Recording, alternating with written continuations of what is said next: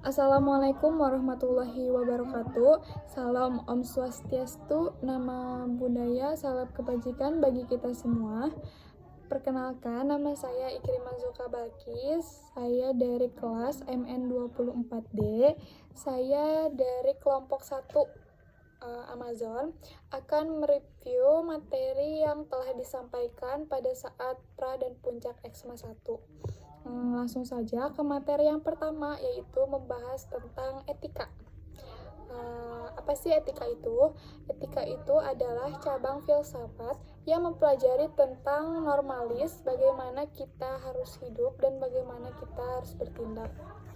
Lalu ada konsep dasar etika, yaitu ada 3, ada moralis, keadilan, dan tanggung jawab. Lalu ada juga sejarah etika, yaitu dimulai dari zaman kuno ke abad pertengahan, lalu ke zaman modern kayak sekarang ini. Jenis-jenis etika juga ada 4. Yang pertama, etika deontologi, etika reknologi, etika kebajikan, dan etika situasional. Nah, ada nih pentingnya etika dalam kehidupan sehari-hari kita. Yang pertama ada integritas, yang kedua ada pengambilan keputusan, yang ketiga ada tanggung jawab sosial, dan yang terakhir ada pengembangan diri. Lalu kita memasuki materi yang kedua, yaitu tentang public speaking. Nah, memulai public speaking itu dari mana sih? Nah, kita mulai dengan memahami kekuatan dan tantangan yang dihadapi melalui latihan, kemauan, dan rasa percaya diri.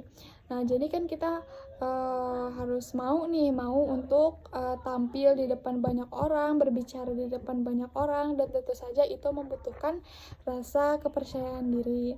Lalu abis kita memahami nih kan dari public speaking ini, kita juga harus memahami si audiens tersebut. Nah, bagaimana sih? Yang pertama ada analisis nih. Kita harus menganalisis kebutuhan audiens, lalu membangun interaksi dengan audiens melalui pertanyaan, umpan balik, dan pertanyaan yang relevan. Lalu abis itu kita menyusun materi yang menarik nih. Kan kita harus menyampaikan materi, dan materinya itu harus menarik. Karena kalau tidak, itu nanti penonton cenderung akan bosan dan mengantuk. Nah, apa aja sih gitu strukturnya teh? Strukturnya teh ada pengantar, isi, dan kesimpulan. Jadi strukturnya di sini harus jelas ya. Nah, dari situ kita harus kontennya yang relevan nih. Kayak misalkan kita habis menjelaskan suatu materi, nah kita harus berikan juga contohnya agar si audiens ini bisa paham. Nah, ceritanya juga harus menarik gitu dan sesuai dengan kebutuhan si audiens. Lalu ada pengembangan kemampuan verbal, yaitu ada intonasi yang hidup dan bahasa yang persuasif. Lalu abis dari public speaking kan kita harus percaya diri. Nah, ini ada 5 cara supaya kita bisa membangun kepercayaan diri kita, yaitu yang pertama dengan latihan rutin. Nah, mungkin contohnya ini latihan rutin yang kita lakukan di depan cermin.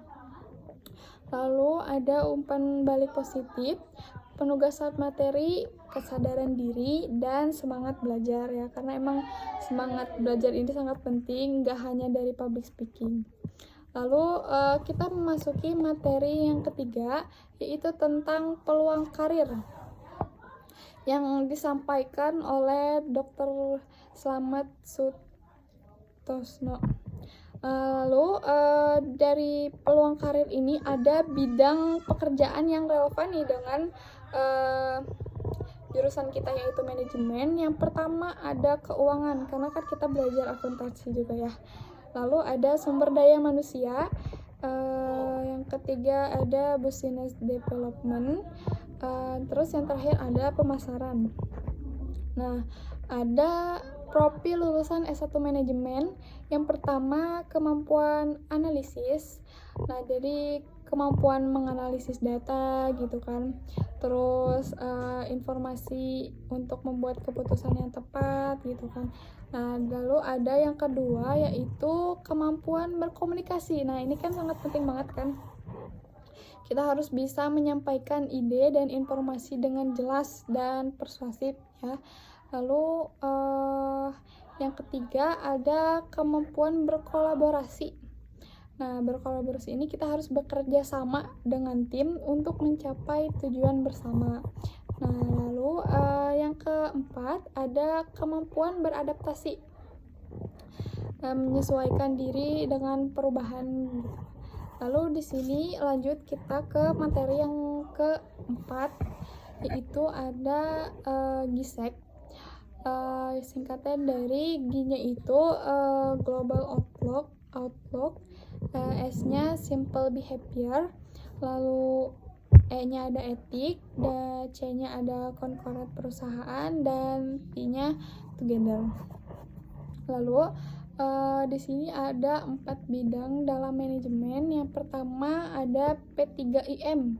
Nah, dalam P3IM ini lebih berfokus ke bidang akademik.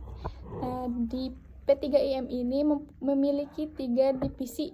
Yang pertama ada pendidikan, contohnya kayak pelaksanaan EXMA ini. Yang kedua ada edukasi. Yang ketiga ada PSDM, yaitu pengembangan sumber daya manajemen.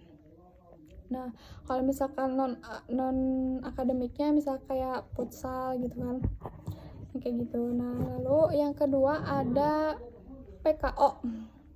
PKO ini terdiri dari 2 divisi juga nih.